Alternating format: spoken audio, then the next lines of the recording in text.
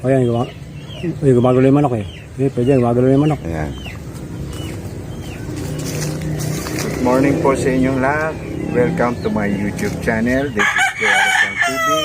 Tayo po ngayon ay magluluto ng tokwa adobo. Ito pong kangkong sariwa.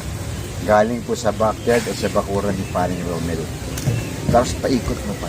Nahulog yung kangkong. May bunga. Yan po yung mga okra. Ito po yung sariwa. Ito po yung sariwang kangkong.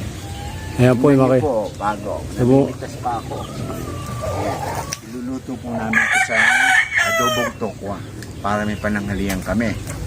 Sige, patayin mo naman. Ha? Tapos na ba? Sayaw ka muna, sayaw.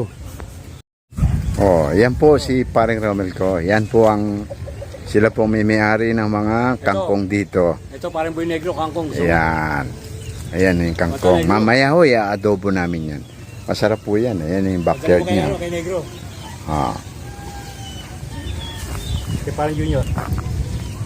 Ayan, Binilayin sa atin yung ating kangkong para masarap.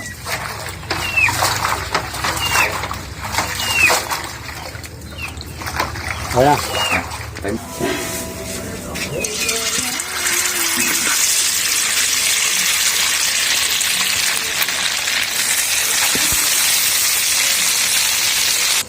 Ayan po ang ating mga ingredients. Kangkong, tokwa, sibuyas, bawang, magic sarap, at oyster sauce. Yan ang simpleng ulam ngayon pananghalian ni Paring Romel.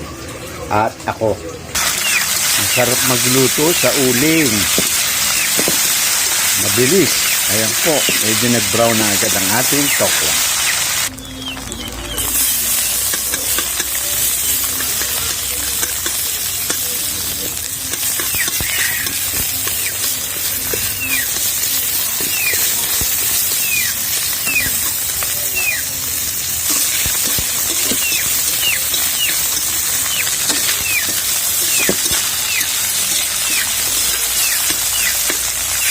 Medyo brown na to ang ating tokwa.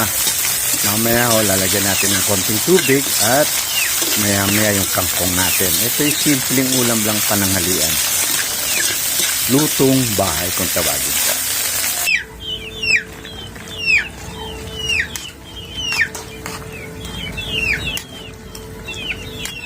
Lagay na po natin ang dahon. Wow, lalong masarap yan.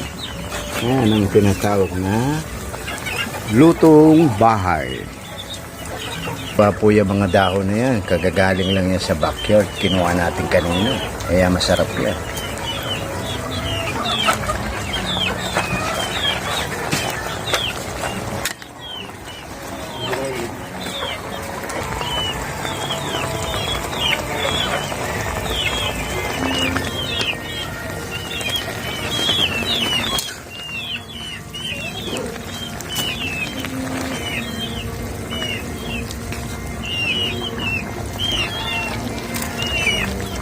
Luto na po.